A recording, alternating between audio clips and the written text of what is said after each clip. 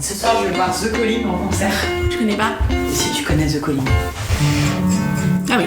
Moi, mon premier concert, c'était Céline Dion. Oh, t'as la Céline Dion en concert? Quand j'avais 4 ans, je me suis assise sur ses genoux. Mais j'espère que tu le mets sur ton CV.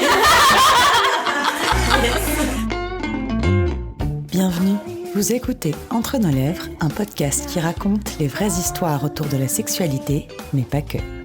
Nous sommes Céline et Margot, et aujourd'hui nous accueillons une nouvelle invitée, Alice. Alice a 27 ans, et avec elle nous avons discuté des familles dysfonctionnelles, des boules de mammouth et des phrases paillardes, de grossesse non désirée et d'avortement, de thérapie et de lune de miel, mais surtout d'émancipation. C'est parti. Alors, est-ce que ça te plaît d'être une femme ? Ça me plaît d'être une femme. Ça m'agace aussi beaucoup encore tout ce que je peux subir du fait d'être une femme. Mais justement, moi je suis contente de l'être pour défendre ce que je suis, quoi. Et non, pour rien au monde, je changerais. Qu'est-ce qu'on te fait subir en tant que femme ? Classique, les inégalités et puis cette idée que moi j'ai, en tout cas, que mon corps m'appartient pas. On m'a beaucoup touchée sans mon consentement. Et puis tous ces trucs où le fait d'être une femme, on doit se taire. Toutes ces idées encore qui me paraissent complètement obsolètes, quoi. Quand tu parlais du fait d'avoir beaucoup été touchée, est-ce que tu peux nous expliquer un peu le contexte ? Malheureusement, ça a toujours été des moments où j'étais assez vulnérable en sortie de soirée ou en soirée ou des choses comme ça.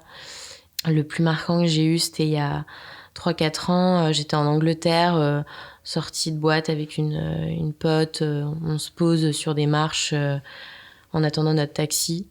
Et là, il y a 3 mecs qui viennent nous voir et qui se mettent bien, qui nous encerclent bien, un de chaque côté, un en face. Et j'étais en robe ce soir-là et notre taxi arrive et je me lève des marches pour aller prendre le taxi et je sens une main entre mes cuisses, quoi. Donc rien que là, c'était déjà trop, quoi.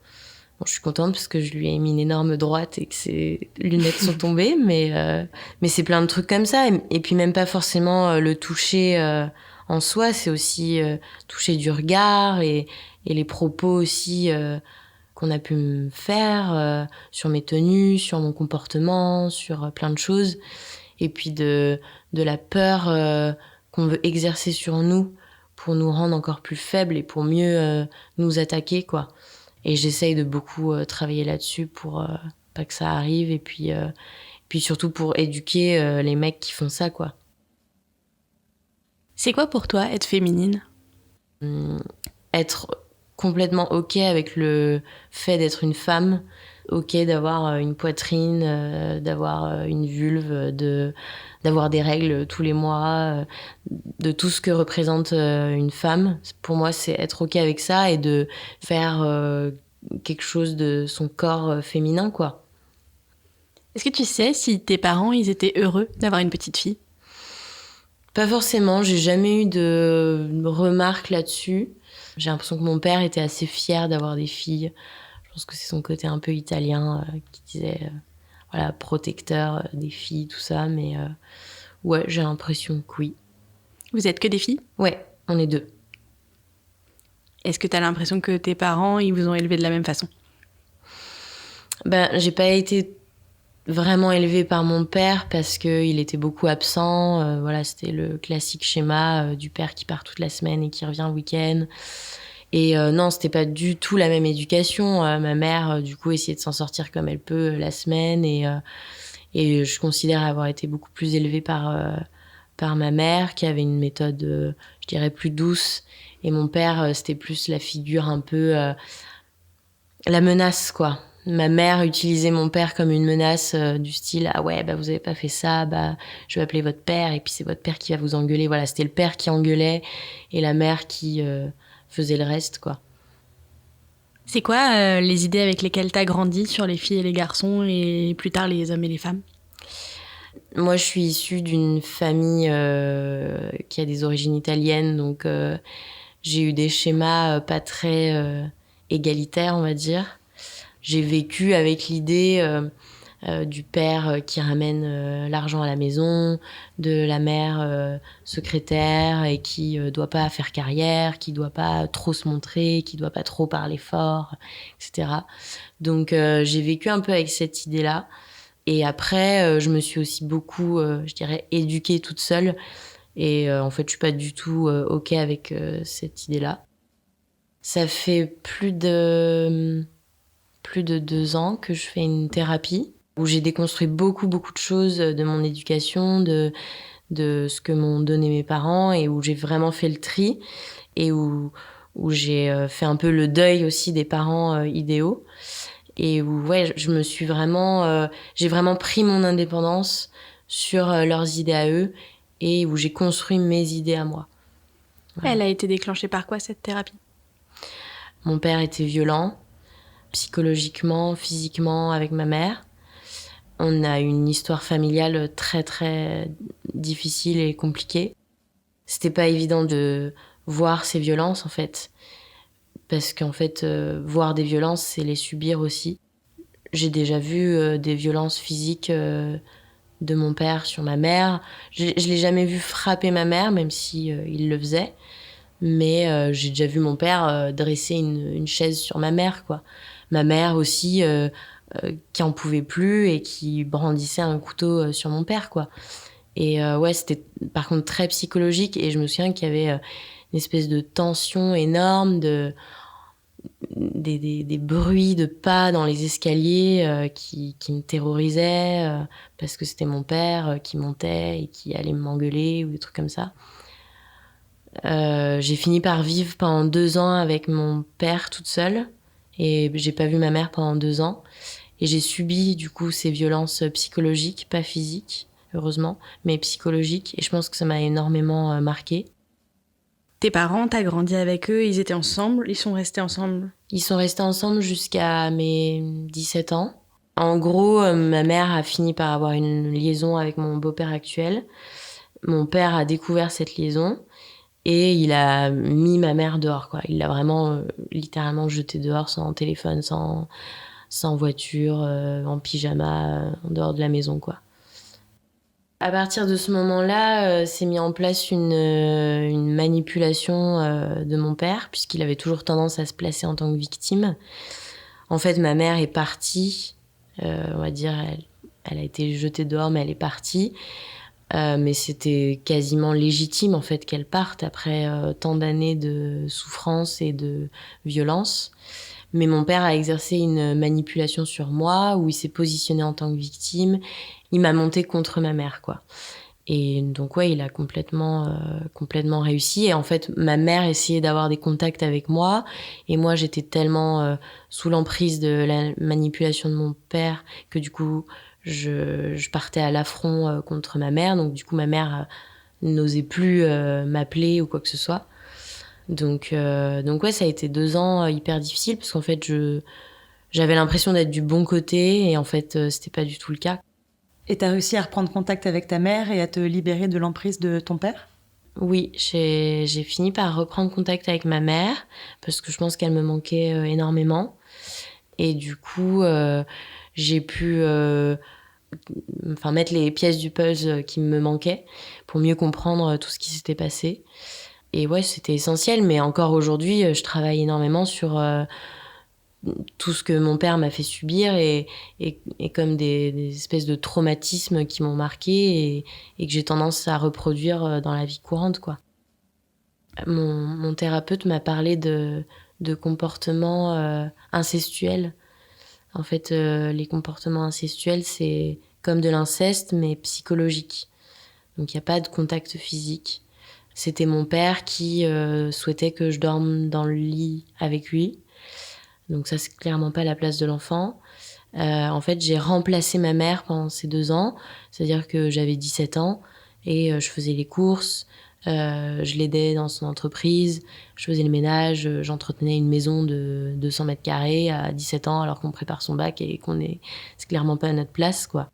Et un soir, par exemple, je devais faire à manger et je viens le voir et je lui dis « Qu'est-ce que t'aimerais manger ?» Lui me dit peu importe, je m'en fiche. Je dis dis-moi parce que j'ai pas d'idée, et puis moi j'ai pas faim, donc si c'est peu importe, au pire on mange pas, parce que si c'est comme je veux, voilà. Et là, je monte dans ma chambre, et du coup c'est pour ça que je parlais des fameux bruits dans l'escalier. J'entends les pas de mon père monter pour me rejoindre dans ma chambre, et arriver et à me dire tu te fous complètement de ma gueule, à pas faire à bouffer, donc le monde à l'envers, quoi. Et là s'ensuit une espèce d'engueulade, de chantage, où il me réclamait mon téléphone, moi je voulais pas lui donner, une espèce de négociation, d'échange de regards hyper agressif. Et là, je me souviens, j'ai fini par réussir à partir de la maison, à faire un tour de pâté de maison, à appeler des copains parce que j'étais pas bien du tout. Et mon père à me rappeler, et c'est marrant parce que je réalise maintenant en le disant, mais il m'a vraiment rappelé comme un mec qui a violenté sa nana et qui dit qu'il recommencera pas, quoi. Donc mon père m'a appelé tout calme en me disant « Pardon, j'aurais pas dû me comporter comme ça, reviens, ça va bien se passer, on va discuter, nanana. » Et puis je suis revenue parce que j'avais nulle part où dormir, parce que c'est mon père et qu'on obéit à son père et que voilà, quoi. Ta sœur, elle était là? Non. Non, ma sœur, elle a 3 ans de plus que moi, et du coup, elle était partie faire ses études dans une autre ville. Et quand est-ce que tu as coupé les ponts avec ton père? J'ai coupé les ponts avec mon père il y a à peu près 4 ans, parce que quand je le voyais, j'étais tout le temps hyper stressée sur qu'est-ce que je peux lui dire, qu'est-ce que je dois pas dire, comment me comporter. Enfin, c'est pas normal d'avoir un comportement comme ça devrait être naturel, ça devrait être fluide, ça devrait être une des personnes sur lesquelles je peux le plus compter au monde, et en fait, c'était pas le cas. Et un soir comme ça, je suis allée le voir chez lui, et j'avais l'impression de venir le voir sur son lit de mort, quoi. En fait, il faisait des calculs rénaux. Bon, c'est certes très douloureux, mais on n'est pas à l'article de la mort non plus, quoi. On survit. Et donc, il était dans son lit et il me faisait sa scène de théâtre comme s'il allait mourir, tout ça. Et en fait, ce qu'il voulait, c'était que je pleure, que je sois à son chevet, parce qu'il aimait cette position de victime.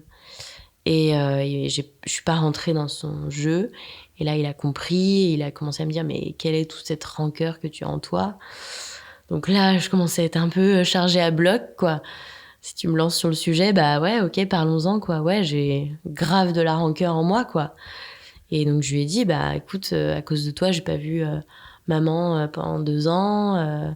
Et ouais, j'ai de la colère en moi, et aujourd'hui, je suis obligée de faire une thérapie pour essayer de m'en sortir à cause de tout ce qui s'est passé. Si toi, tu t'arrives à vivre une existence plutôt normale, moi, là, je suis en train de manger le trottoir, quoi. » Donc, et en fait, il m'a absolument pas écoutée. Il a pas écouté ma souffrance, il a pas écouté ma peine, parce qu'il en est pas capable aussi, quoi. Je pense que c'est aussi quelqu'un qui est très blessé, et à qui on n'a pas appris à écouter. Et c'est génial parce que aussi la thérapie m'a appris à ne plus être en colère, parce que je pense que la colère t'empêche de ressentir plein d'autres choses et t'empêche d'avancer aussi. Donc je suis plus du tout en colère, parce qu'en fait j'ai compris que mon père c'était quelqu'un qui était pas capable, donc j'attends plus rien de lui. Mais à ce moment-là, le fait qu'il m'écoute pas, qu'il écoute pas ma peine, et j'ai décidé de fuir, quoi, littéralement, de couper les ponts et de fuir physiquement mon père. Et ça m'a fait un bien fou, parce que j'avais plus cette pression, en fait. Et après, j'ai entrepris cette thérapie qui m'a sauvée, quoi. Et comment ça s'est passé de reprendre contact avec ta mère ? Ça m'a fait beaucoup de bien, parce que c'est du coup quand même elle qui m'a le plus élevée. C'était hyper important, et puis j'ai pu lui raconter aussi ce qui s'est passé pendant ces 2 ans, puisque en fait pendant ces 2 ans, c'est là aussi où j'ai commencé à avoir mon premier petit copain, à avoir des relations sexuelles régulières et non protégées, etc. Et en fait, c'est aussi pendant ces 2 ans où j'aurais aimé avoir une éducation sexuelle. J'aurais aimé que mon père soit là. Ils me disent, bon, bah, t'as un copain, donc je vais t'emmener chez le gynéco. Est-ce que t'as tes règles? Est-ce que... Voilà. Mais en fait, j'ai pas du tout eu d'éducation là-dessus, et ce qui m'a amenée à tomber enceinte, quoi. J'ai eu des relations sexuelles avec d'autres garçons avant, et j'ai eu mon premier petit copain à 18 ans. Lui n'était pas du tout sensibilisé à tout ça, moi du coup encore moins. La pilule, j'en entendais parler, mais je savais pas trop ce que c'était, et puis par quel biais on l'a, je savais pas, et puis on n'en parlait pas. J'allais encore moins en parler avec mon père. Du coup, ouais, avec mon copain, on n'était pas du tout sensibilisés. Et puis bon, bah, la capote, ça nous a vite saoulés, et on a laissé tomber. Et du coup, je me suis dit, bon, bah, je vais compter. Je vais compter mes cycles. Là, j'ai mes règles, donc l'ovulation, le 14e jour, nanana, enfin, voilà. Mais c'est la pire chose au monde de compter, surtout quand on a 18 ans et qu'on est super fertile. Et donc un jour, j'ai commencé à plus avoir de règles, j'ai commencé à sentir des trucs quand même en moi qui se passaient. Quand même, ça me tire un peu dans le bas-ventre, et puis là, j'ai envie de pleurer pour un rien, et puis là, je suis super en colère alors que c'est pas normal. Là, je me suis dit quand même, il y a un souci. Puis un jour, en fait, ça a pas loupé, j'ai fait le test, et là, c'était clairement écrit enceinte sur le test. Et là, mais le coup de massue total, alors que d'un autre côté, ça me pendait au nez. En fait, tant qu'on n'est pas mis devant le fait accompli, on se dit, bah, tout va bien, quoi, jusqu'au jour où ça arrive. Et donc, avec mon copain, on voit ce test, et on décide d'aller au planning familial. Ça, je le savais, au moins. Et on a été super mal reçus. Ah bon, mais comment ça se fait? Vous êtes tombée enceinte, vous avez un moyen de contraception et tout? Bah non. Ah ouais, mais alors franchement, bah ouais, normal que vous tombiez enceinte, mais vous viviez comment? Bah je comptais. Ah bah oui, mais ça c'est clairement pas la solution de compter, enfin, on compte pas. Oui, merci, j'ai absolument pas envie d'entendre ça, je suis déjà assez dans la merde comme ça pour que tu me mettes encore plus le nez dans la merde, quoi. Je suis pas un chat qui a pissé sur le lit, quoi. Enfin bref, c'était il y a 10 ans, quasiment. Alors je sais pas aussi si c'est une question de génération, si on est encore aussi mal reçu dans un planning familial, mais ça a été mon cas.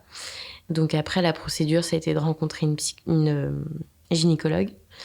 Donc première gynécologue aussi. Donc pareil, très bizarre, ce premier moment où tu mets les pieds dans les étriers, où on te dit avancez bien le bassin, mais c'est hyper, je trouve que c'est hyper violent aussi, ce premier rendez-vous chez la gynécologue, avec le stagiaire au fond qui a vu sur toi, quoi. Et donc la gynécologue me fait un toucher pour voir le nombre de semaines aménorrhées. Et elle me dit, oula, là, on est dans un stade assez avancé, du coup, ce sera par aspiration. J'ai ensuite rendez-vous avec une psychologue, toujours accompagnée de mon copain, qui est là, complètement dépité, le pauvre. Et je trouve ce rendez-vous chez la psychologue tellement déshumanisant, enfin dans le sens où en fait tu rencontres une psychologue pendant 1 heure où tu lui dresses un peu vite fait un tableau comme si c'était obligatoire, et en plus moi j'étais en plein no man's land de maman où je voyais pas ma mère du coup pendant 2 ans, donc je lui dresse un peu le tableau, elle me dit ah oui vous faites un rejet de la mère, de la maternité, c'est pour ça que vous allez avorter, blablabla, enfin genre juste non, en fait j'ai 18 ans, je suis encore une enfant, je veux pas d'enfant, juste il y a aucun rejet, je veux juste pas de cette chose, quoi. Donc bref, j'ai pas du tout apprécié ce rendez-vous chez la psy, mais je me suis dit ok, bon c'est la procédure, tout ça. Après il y a cette semaine de latence où on peut toujours se rétracter, donc on laisse passer cette semaine en étant bien tendu, et ensuite on va à l'hôpital où là on refait une écho avec une gynéco qui me fait du coup cette fameuse écho où on met un genre de bras là dans l'utérus, enfin dans le vagin, pour bien déterminer le nombre de semaines aménorrhées. La fameuse gynéco me dit ne regardez pas l'échographie parce que vous allez voir la petite tache et tout, mais moi j'avais besoin de voir ce qui se passait en moi, quoi. Je pense que c'était visualiser le truc, c'était le rendre réel pour mieux endeuiller tout ça. Donc je regarde quand même. Et en même temps, j'étais tellement une enfant et c'était tellement pas désiré que je l'ai pas du tout vu comme un être qui grandissait en moi. Pour moi, c'était quelque chose qu'il fallait que j'enlève parce que ça allait devenir une source de problème. Et donc, il s'est avéré que la première gynéco s'était trompée, celle qui m'avait fait le toucher, et qu'en fait, la voie médicamenteuse était encore possible. Donc, la voie médicamenteuse, on prend 3 comprimés. On peut rentrer chez soi en étant accompagné, bien sûr, parce que si jamais il y a un souci ou autre, que la personne puisse alerter du moindre problème. Et on revient, je sais plus si c'est le lendemain. Je vous avoue, ça fait 10 ans, donc c'est pas les choses les plus marquantes que j'ai eues. Mais donc du coup, on reprend un comprimé qui va en fait finir de décoller les parois de l'utérus et évacuer. Et pareil, super important d'être accompagné cette demi-journée d'hospitalisation, de ne pas rentrer seule et d'être aussi avec quelqu'un les jours qui suivent. Du coup, j'étais soulagée parce que j'allais pas avoir cette intervention par aspiration où on est, je pense, sous anesthésie générale, où je pense que l'hospitalisation est beaucoup plus longue. Je pense que c'est, oui, beaucoup plus conséquent. Donc je reviens pour ces 3 fameuses pilules, je rentre chez moi, toujours accompagnée de mon copain, et on revient pour cette dernière pilule à prendre, et on passe une demi-journée dans une chambre à l'hôpital, et où là je commence à vraiment sentir la sensation de règles énorme. En fait, c'était les contractions, l'évacuation de tout ça, quoi. C'est douloureux ? Ouais, c'est des grosses règles, quoi. C'est les grosses douleurs de règles. Et puis, en fait, je suis rentrée chez moi. Ils nous laissent absolument pas repartir sans un moyen de contraception. Donc, j'ai eu ma première ordonnance de pilule à ce moment-là. Mais j'ai eu aucun suivi post-IVG, ce qui, je crois, n'est absolument pas normal. Et en fait, je l'ai appris en parlant de mon IVG à mon thérapeute. Mais en fait, j'ai fait une hémorragie. Je suis rentrée chez moi et en fait, j'ai saigné abondamment, même plus qu'abondamment pendant 1 mois. Alors que normalement, on saigne pendant apparemment 1 semaine, grosse règle, mais pas pendant 1 mois abondamment. Alors que moi, je me réveillais la nuit, obligée de courir dans la baignoire et je me vidais de mon sang, quoi. Et puis, on peut pas s'empêcher de penser à ce moment où est passé le fœtus, quoi. Est-ce que c'est à ce moment-là? Est-ce que c'est dans les toilettes? Est-ce que c'est dans la baignoire? Est-ce que c'est dans la serviette que je porte? Et c'est quand même psychologiquement hyper douloureux et physiquement aussi de sentir tout son corps qui éjecte quelque chose. C'était à la fois un soulagement parce que ça n'a jamais été... j'ai pas pensé une seule seconde à le garder, quoi. Mais je me rendais pas compte que je faisais une hémorragie parce que pareil, j'ai eu aucun suivi, parce que j'ai absolument pas été sensibilisée. Et en fait, je pensais que c'était normal de se vider autant de son sang comme ça. Et en fait, ça l'était pas, quoi. Et de tout ça, à part à ton copain, t'avais quelqu'un d'autre à qui en parler ? Des amis autour de nous étaient au courant. Ils ont été plutôt présents, ouais. Mais sinon, ça a été mon copain de l'époque qui a été mon seul gros réconfort et aide, quoi. Et je lui en serai éternellement reconnaissante. Tu y repenses parfois ? Ouais, j'y repense. J'y repense à chaque anniversaire, quand même. Et parfois, je me dis, waouh, si je l'avais gardé... il aurait eu 5 ans, si je l'avais gardé, il aurait eu 6 ans, etc. Et en même temps, j'y repense en me disant, tant mieux, quoi. Parce que ma vie aurait été tellement différente et je suis heureuse de l'avoir fait parce que je n'aurais jamais voulu de cette vie. Et j'aurais absolument pas été capable d'offrir à un enfant... tout ce dont il a besoin à cet âge-là. Donc ouais, j'y repense quand même, parce que c'est important. Et donc ton IVG, c'est quelque chose que t'as caché à ton père ? Ouais. Il l'a jamais su ? Il l'a jamais su et il le sait toujours pas aujourd'hui. J'ai fini par le dire à ma mère, mais pas à mon père, parce que j'en ai jamais été capable. J'ai jamais été prête à lui dire. Puis j'ai pas encore assez renoué le lien avec lui pour lui dire. Et oui, à cette époque-là, il était hors de question qu'il le sache. Et d'ailleurs, ça faisait presque partie d'une de mes préoccupations principales qu'il le sache absolument pas, parce que sinon, bah là, alors je pouvais dire adieu à mon copain de l'époque. Et ouais, je pense que ça aurait déclenché une espèce de colère énorme. Et avec ta mère, vous avez réussi à retrouver le lien que vous aviez assez rapidement ou... Ouais, quand même. Parce que malgré tout, on a été séparés pendant 2 ans, mais je pense qu'il faut bien plus pour détruire le lien maternel. Mais oui, ça s'est refait assez naturellement, ouais. Ta maman, c'est quelqu'un à qui t'as toujours pu parler ou pas? Oui. J'ai toujours pu lui parler. De moins en moins maintenant.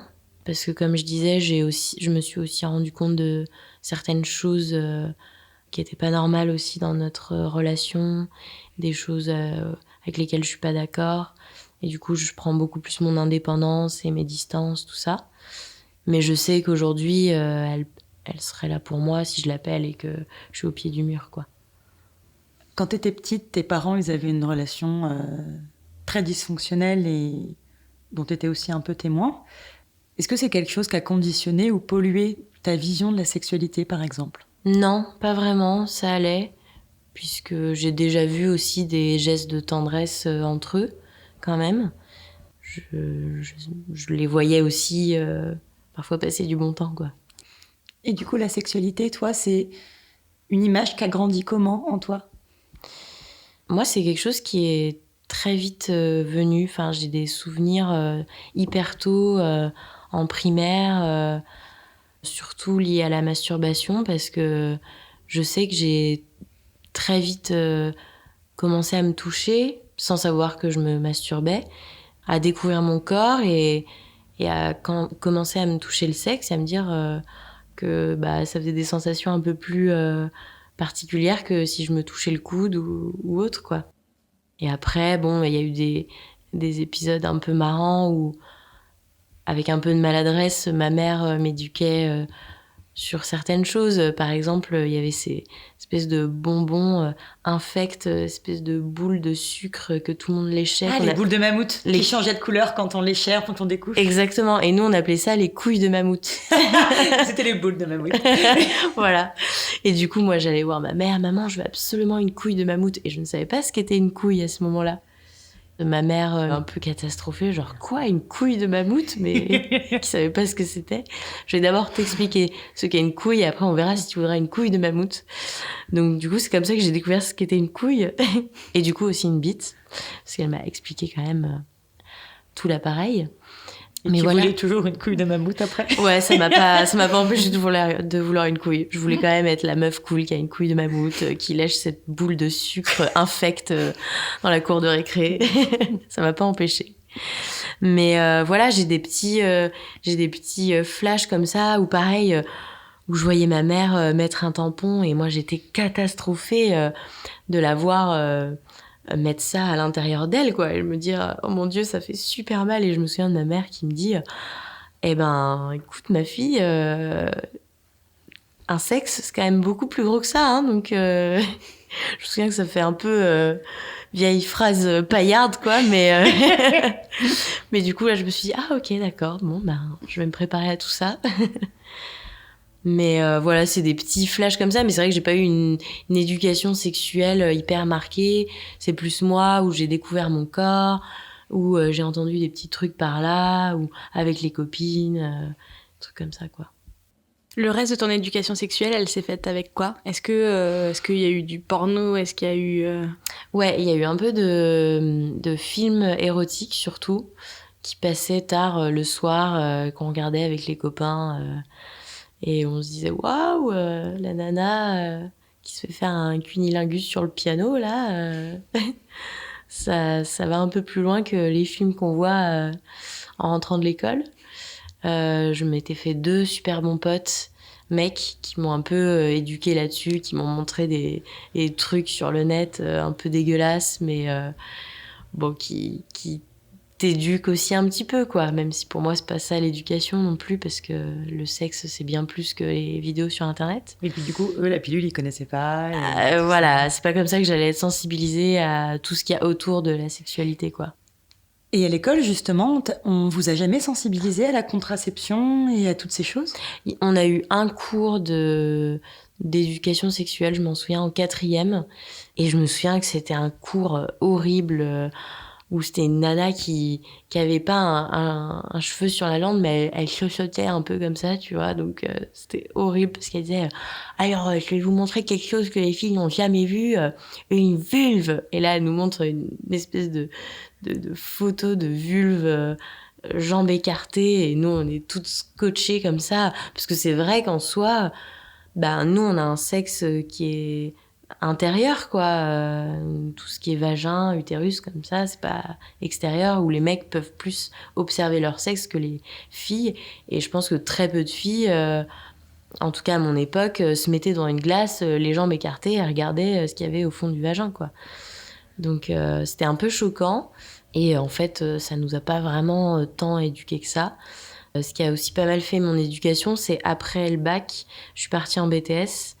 Et vu que j'étais dans un BTS tourisme, et on était une majorité de nanas, et en fait on se mettait à parler de cul, mais à longueur de temps, et je pense que ça m'a aussi vachement éduquée. J'étais avec mon copain de l'époque, du coup, à ce moment-là, mais aussi de parler aussi librement avec plein d'autres nanas qui, pareil, étaient en plein éveil sexuel, et du coup, on parlait de plein de choses, on déliait les langues sur plein de choses, et ça m'a aussi vachement permis d'apprendre des trucs, quoi.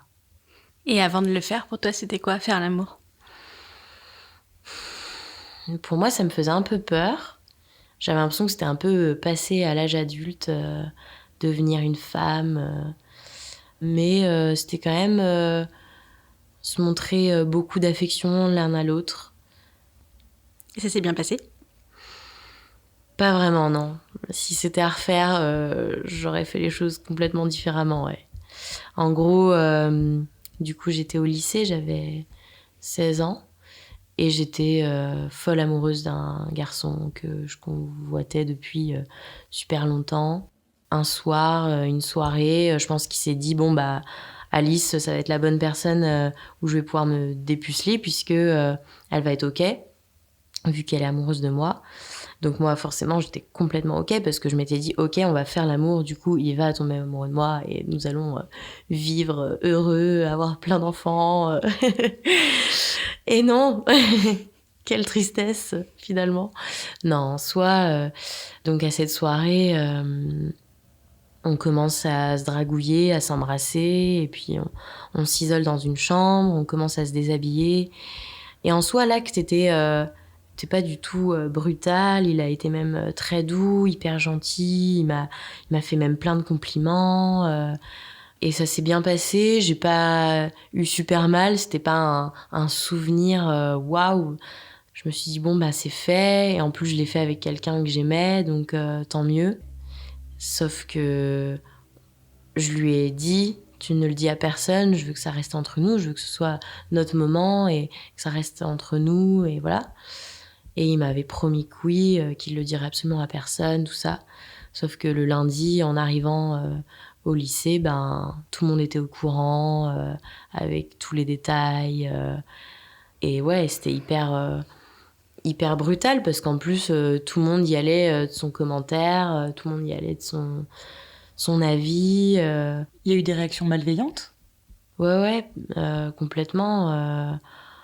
À me juger sur mon physique, parce qu'il avait donné vraiment énormément de détails sur ce que j'étais. Et du coup, t'as l'impression d'arriver au lycée à poil, quoi. Puis surtout, à cette époque-là, t'as pas envie que ça sache que tu l'as fait, quoi. C'est hyper intime, c'est quand même hyper exceptionnel. Et puis, À cette époque-là, t'as quand même encore cette image de la salope du lycée. Donc, du coup, je voulais surtout pas que ça se sache, quoi. Donc, ouais. Et puis, en plus, c'était une bande de mecs, tu sais, les mecs qui se sentent exister en rabaissant les autres. Donc là, c'était du pain béni pour eux, quoi. Est-ce que c'est une histoire qui t'a suivi un peu ou ça a été vite oublié quand même? Ça a été vite oublié. Franchement, je me suis dit, je vais pas m'attarder là-dessus. En plus, après, j'ai rencontré mon premier petit copain avec qui ça s'est super bien passé, avec qui j'ai eu une vie sexuelle hyper épanouissante, où j'ai appris plein de choses, où j'ai découvert mon corps, j'ai découvert ce qu'était le corps d'un homme, et où je me suis libérée sexuellement, et ça m'a pas du tout empêchée dans ma vie sexuelle. Je me suis dit, bah, tant pis, j'ai fait ma première fois avec un con, et puis le retour de karma, ça existe, donc voilà. T'en as reparlé avec lui? Avec ce mec? Non. J'aurais eu envie de lui coller une grosse tarte. T'as jamais eu envie? Ouais, et franchement, en fait, j'y ai pensé, parce que du coup, j'en ai aussi parlé à mon thérapeute qui m'a dit, mais c'est hyper violent, c'est limite une violence sexuelle, quoi. Et du coup, je me suis dit, bah, je pense qu'un jour, je vais le faire et je vais lui écrire et je vais lui dire que c'est pas ok, quoi. Que même si peut-être qu'il se comporte bien aujourd'hui avec les filles, et c'est ce que je lui souhaite, bah en fait, ce qu'il a fait lui, c'était pas ok, quoi. Juste lui dire, je pense. Je pense que je vais le faire. Ouais. Histoire de remettre les points sur les i. Du coup, ce premier petit copain, t'es restée avec lui longtemps et ça a été chouette? Ouais. Je suis restée avec lui pendant 3 ans et ça a été super chouette parce que toutes les pratiques sexuelles classiques, les positions, les préliminaires, c'est avec lui que j'ai appris tout ça. Et du coup, ça m'a permis de vachement me libérer, d'apprendre. Et ensuite, quand j'ai été célibataire, du coup, pouvoir tester les aventures d'un soir sans être trop gênée. Et ouais, ça a fait beaucoup de mon éducation, quoi. Après, j'ai été beaucoup en couple. Et dernièrement, j'ai été en couple pendant 3 ans. Donc pareil, au début, une vie sexuelle hyper épanouissante. La période lune de miel, où t'as envie de faire l'amour toutes les heures, voilà. Et puis, moi, après, j'ai eu un rapport au corps hyper compliqué. Enfin, j'ai eu beaucoup de mal à accepter mon corps, tout ça. Toujours un peu dans cette notion de s'oublier. Et du coup, ça se ressentait beaucoup sur ma vie de couple, beaucoup sur ma vie sexuelle. Nos rapports sexuels la qualité de nos rapports sexuels se sont dégradés. La fréquence aussi. Et du coup, on s'est mis dans un cercle vicieux parce que moins tu le faisais, moins moi je me sentais aimée, appréciée. J'arrivais pas à me donner tout cet amour en dehors des rapports sexuels. Et en fait, c'est aussi là que j'ai vu tout l'espèce de fonction psychosomatique. C'est-à-dire que j'ai commencé à faire des mycoses à répétition et c'était hyper douloureux, vraiment, genre l'enfer, les mycoses. J'ai fini par faire une cure de probiotiques qui m'a vraiment sauvée et c'est vraiment ce que je conseille si on fait des mycoses à répétition, c'est les probiotiques. En tout cas, moi, m'ont fait beaucoup de bien. Et si bien qu'on était tellement dans ce cercle vicieux, j'avais ces mycoses qui me causaient beaucoup de douleur. Et du coup, quand j'avais même plus ces mycoses, au moment de passer à l'acte, j'arrivais pas du tout à déconnecter mentalement. J'étais pas là. Et du coup, la pénétration était impossible, quoi. Donc, c'était hyper frustrant. J'étais vraiment en échec total. Et ça me saoulait parce que j'adorais faire l'amour et j'avais pas envie que ça s'arrête, quoi. J'avais envie de retrouver une vie sexuelle épanouissante, quoi. Donc on s'est séparés avec mon copain et j'ai refait l'amour avec d'autres hommes et là, les feux d'artifice, quoi. Et ça m'a fait tellement du bien de me reconnecter à mon corps, de me rendre compte. Alors c'est drôle parce que le premier mec avec qui je l'ai refait après mon copain, je lui ai dit mais merci, j'avais l'impression de plus être pénétrable, quoi. Et là je le suis enfin, je m'en rends compte que je le suis et ça fait du bien, quoi. Juste de se rendre compte que en fait mon corps fonctionnait encore, quoi. C'est juste qu'il était à l'abandon, à l'oubli et qu'il avait subi des choses, quoi. Sinon, dans une autre pratique sexuelle que j'ai beaucoup appréciée et qui m'a fait apprendre aussi sur moi, c'est quand j'ai essayé un plan à 3. C'était avec une très bonne amie et son copain. Et c'est arrivé plusieurs fois et c'est génial parce que c'était toujours hyper respectueux. On n'a même pas eu besoin de poser un cadre, c'était hyper évident. Moi, je voulais respecter leur couple. Eux, ils voulaient s'amuser avec une 3e personne. Et ça allait très bien comme ça. On passait une nuit hyper fun et le lendemain, on se quittait comme des amants, quoi. La première fois, ça avait été prémédité ou ça s'était fait naturellement? Alors, c'était un peu prémédité dans le sens où moi, j'étais dans la ville où ils vivaient. On faisait chacun une soirée de notre côté, mais c'était prévu que je dorme chez eux. Donc moi, à la base, je me suis dit, je vais vraiment aller dormir chez eux. Et puis, on s'écrit des textos dans la soirée. Et puis, la nana finit par me dire, écoute, on se retrouve à telle heure dans tel bar. Et puis, quand on rentrera, si tu veux, on pourra faire des trucs avec mon copain. Moi, je crois que j'ai une pote qui me dit ça, je panique un peu sur le coup. Ouais, je panique un peu. Et d'un autre côté, ça me surprenait pas trop d'eux. Et d'un autre côté, ah oui, si, je me souviens très bien, c'est que j'avais une autre pote dans cette ville qui vivait pas très loin du bar où j'étais. Et quand j'ai reçu ce message, j'étais en mode « Mais je suis absolument pas prête, je suis pas épilée, j'ai les jambes qui grattent, il faut que je m'épile et il faut que je trouve un prétexte pour rentrer chez ma pote sans qu'elle sache que je veux m'épiler, parce que je veux pas qu'elle sache que je vais aller faire un plan à 3, voilà. » Mais du coup, ta première réaction, ça a été « Faut que je m'épile ». Donc Ouais. ça a été un grand oui spontané, en fait. Ouais, parce que en fait, je pense que j'ai toujours été attirée par les femmes. Avant, c'était les roulages de pelle au lycée, donc c'était juste des bisous, mais je sentais que ça me faisait quand même quelque chose, quoi, que c'était pas juste une expérience. J'aimais ça aussi, quoi. Je trouvais que la douceur d'une femme, c'était aussi assez exceptionnel, quoi. Donc ouais, du coup, pour moi, c'était en mode go épilation, quoi. Donc j'ai réussi à trouver le stratagème, tout ça, pour aller m'épiler à l'autre bout de la ville, revenir, être toute propre, toute pimpante, en mode non, je suis comme ça tous les jours, c'est naturel. Tu te sens obligée la première fois que tu couches avec quelqu'un d'être épilée? Ouais, ça me fait un peu chier de penser ça, mais ouais. Je suis encore un peu dans ces trucs du style ok, là ce soir je vois un tel, bon allez, faut que je me rase, faut que je sois pimpée, machin, mais ça me saoule parce que j'aimerais aussi juste en avoir rien à foutre, parce que peut-être que le mec aussi en a rien à foutre, mais vu que c'est pas encore un sujet que j'ai abordé, parce que voilà, c'est des mecs que je vois un peu comme ça, ouais, c'est pas encore le sujet que j'aborde, quoi. Et quand t'es en couple avec une personne et que ça dure plus longtemps, est-ce que c'est toujours une pression que tu t'imposes Non. à chaque fois ou... Non, je finis vite par dire, écoute, là, ouais, ça fait 2 semaines que je me suis pas rasée, j'ai pas envie, et tu sais de toute façon que j'ai des poils aux jambes, donc juste fais avec ou fais pas, quoi. Et donc du coup, ouais, je retrouve mes potes, on se chauffe un peu en mode on boit des canons, genre ok, il va falloir se donner du courage et tout. Donc on rentre. Et puis les choses se font quand même plutôt naturellement. Et en fait, ouais, ça s'est passé.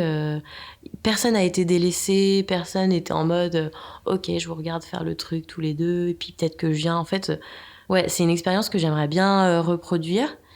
C'est un peu compliqué de reproduire ça quand toi t'es en couple. C'est toujours facile quand toi t'es la 3e personne parce que t'es détaché de tout. Tu vois pas ton mec en train de se faire sucer par une autre nana, donc là c'est facile, quoi. Mais ça m'a aussi montré que j'ai très envie d'essayer seule avec une nana, quoi. Parce que je suis sûre que c'est complètement différent quand il y a pas un mec dans l'équation, quoi. T'as déjà été en couple avec une femme? Non, jamais. Je sais pas si je pourrais être en couple avec une nana parce que je suis quand même hyper attirée par les hommes et j'aime pas du tout dire que je suis hétéro parce que je hais les étiquettes. Moi, j'aime juste tout plein de corps et j'ai très envie d'explorer le corps d'une femme seule. Après, pourquoi pas, quoi, tomber amoureuse d'une femme un jour. Est-ce que tu te montres nue facilement? Non. Non, pas vraiment. Par exemple, devant ces 2 potes, ça a été un peu compliqué parce que j'ai toujours trouvé que cette nana avec qui j'ai fait le plan A3 était mieux foutue que moi. Du coup, moi, j'étais en mode, ok, bon, ben, ça va être la comparaison. C'est ça aussi qui est chiant, c'est la comparaison. Ça, je trouve que ça tue toute la confiance en soi. Et ouais, du coup, c'est marrant parce que là, je vois quelqu'un en ce moment, mais il s'est pas passé l'acte sexuel en soi parce que il s'est fait opérer des ligaments croisés, donc pas évident. Et du coup, je me suis jamais vraiment mise nue devant lui, et pourtant je dors chez lui, tout ça, mais j'arrive pas à me mettre nue devant lui hors contexte sexuel, quoi. Alors qu'en fait, les mecs avec qui je me mets nue en premier pour coucher avec eux, bah après me mettre nue devant eux pour aller prendre une douche, bah ça me dérange pas, quoi. Comme s'il fallait que je passe par l'acte sexuel pour ensuite être libérée corporellement, quoi. C'est à quel moment que tu te sens le plus à l'aise avec ton corps? Un mardi sur 2. Non, ça me fait un peu chier de dire ça, mais c'est aussi quand l'autre me met en confiance. Mais ça m'arrive de aussi m'apporter énormément de self-love, quoi, de me regarder nue devant la glace, me dire ouais, vas-y, t'es pas mal aujourd'hui et tout. Et j'aime ces moments, et je trouve qu'ils sont hyper importants parce que je veux d'abord m'apporter de l'amour à moi pour que l'amour des autres soit que du bonus. Et aujourd'hui, comment tu t'entends avec ton corps? Est-ce que tu l'aimes? Je m'entends beaucoup mieux avec lui qu'il y a un certain temps. J'ai souvent beaucoup rejeté certaines choses de mon corps, notamment ma poitrine, parce que, par exemple, dans mon adolescence, quand j'ai commencé à avoir mes règles, avant j'avais une poitrine plus ou moins développée, et quand j'ai commencé à avoir mes règles vers 16 ans, je crois, et ben là, gros boom, genre les seins qui se développent à mort. Et en fait, ouais, j'ai vachement complexé de ma poitrine parce que du coup, j'ai eu une grosse poitrine au lycée, et que quand t'as une poitrine voyante, et ben pareil, elle t'appartient pas parce que tout le monde fait des remarques. J'ai eu des trucs du style c'est des faux seins, j'ai fait un pari avec des potes. Bah mec, j'ai 16 ans, quoi. Tu crois vraiment que ça fait partie de mes objectifs de me faire refaire les seins, de me faire grossir la poitrine à Puis 16 ans, avec quoi. quelle thune? C'est tes parents qui te payent ta chirurgie esthétique à De 16 ans? C'est clair. Ouais, avec mon argent de poche, j'hypothèque depuis 10 ans pour me refaire faire les seins, quoi. Bah non, en fait. J'ai jamais pris de bonbons quand j'étais enfant, j'ai tout gardé pour mettre des seins. Pas de couilles de mammouth. Pas de couilles de mammouth, c'est pas possible. Mais ouais, et du coup, je l'ai toujours vu comme quelque chose d'hyper honteux, donc je le cachais beaucoup, et je le cache encore aujourd'hui. Je trouve des subterfuges. Je mettrai jamais de push-up, quoi, parce que quand j'ai une trop forte poitrine, j'ai l'impression de trop les montrer et de trop. Et d'un autre côté, bah, j'ai aussi rencontré des nanas qui ont des petites poitrines et qui m'ont dit mais moi je rêverais d'avoir ta poitrine, montre-les. Donc il y a des jours où je l'assume à fond. Et c'est aussi quelque chose que je cache beaucoup. Je me suis souvent fixé un idéal d'un corps que je voulais. Et un jour, je me suis dit, mais si toute cette charge mentale que je mets à vouloir atteindre cet idéal, je la plaçais plutôt à accepter ce que je suis, à juste vivre avec ce corps, et ben, c'est tellement plus simple, quoi. Et ouais, j'essaye de pas trop m'infliger, c'est pas évident tous les jours, mais pas trop m'infliger de remarques désobligeantes. Et j'essaye de me dire aujourd'hui, ben, les personnes que je rencontre, soit vous acceptez mon corps comme il est, et si vous l'acceptez pas, bah tant pis, ce sera pour quelqu'un d'autre ou pour moi, et voilà, quoi. Est-ce que ça te fait peur de vieillir? Ouais, c'est un truc qui me fait énormément peur, parce que j'ai tellement mis de temps à accepter mon corps que j'ai peur de le voir changer, parce que ouais, j'ai envie de pouvoir utiliser mon corps autant comme avant, et j'ai envie de garder un peu cette fraîcheur, quoi. Des 5 sens, pour toi, c'est lequel qui est le plus lié à la sexualité? Je dirais que c'est Louis, parce que je me verrais pas faire l'amour sans rien entendre, quoi. Déjà parce que une de mes plus grosses zones érogènes, c'est l'oreille. Et que j'adore entendre le souffle de l'autre dans mon oreille. J'adore communiquer, parler, dire ce que j'aime pas, et se faire des compliments, et ouais, se susurrer des mots à l'oreille. Ouais, je pense que faire l'amour sans la vue, ok. Je trouve même ça excitant parce que du coup, tu vas développer d'autres sens, mais sans l'ouïe, jamais. C'est quoi la sensation que tu recherches à travers le sexe ? La déconnexion. Je trouve que quand j'atteins l'orgasme, je sais même plus comment je m'appelle, quoi.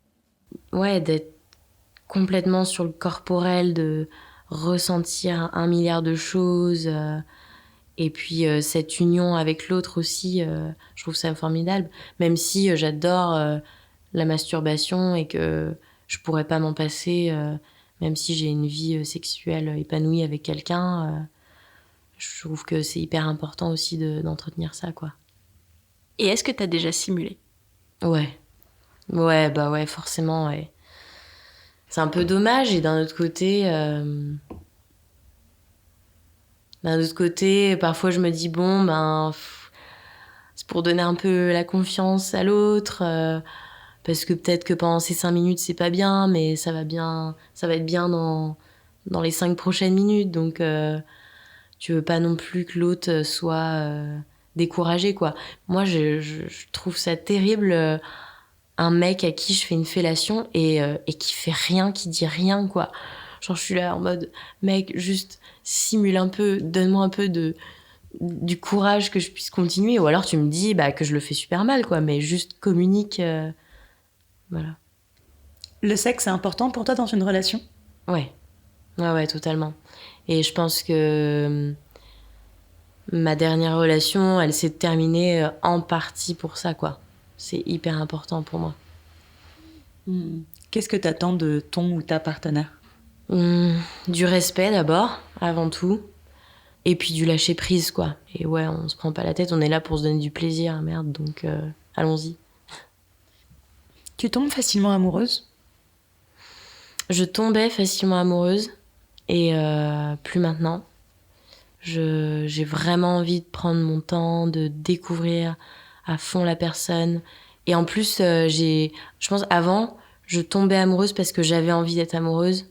Aujourd'hui, j'ai envie de rencontrer quelqu'un qui me donnera envie d'être amoureuse de lui, quoi. C'est important pour toi, la monogamie ? C'est un gros questionnement dans ma tête, parce que ça peut l'être, et d'un autre côté, c'est des questionnements que j'avais quand j'étais avec mon copain et que ça se passait mal sexuellement.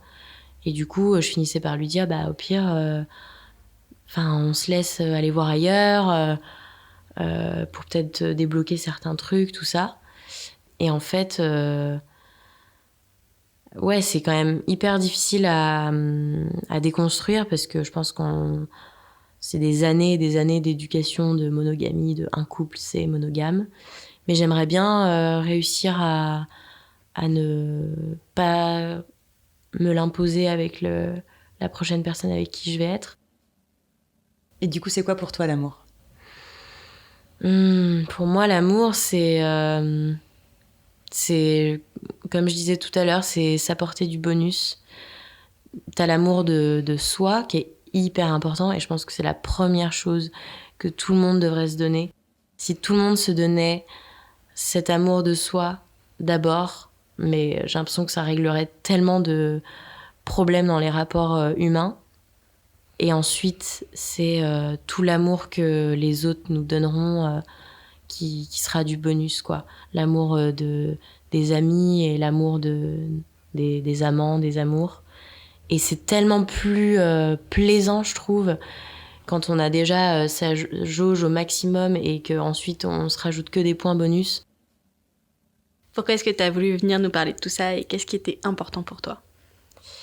J'ai voulu venir parler de tout ça parce que, pour moi, partager son expérience, c'est limite d'utilité publique, quoi. Je trouve qu'il faut délier les langues sur plein de sujets, il faut parler de tout ça, il faut déculpabiliser de plein de choses. Du coup, forcément, je voulais parler de mon avortement. Et ouais, juste que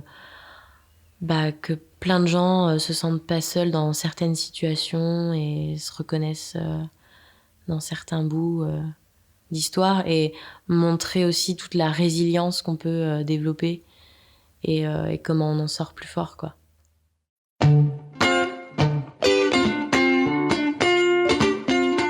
Pour ne pas rater le prochain épisode d'Entre nos lèvres, abonnez-vous à ce podcast.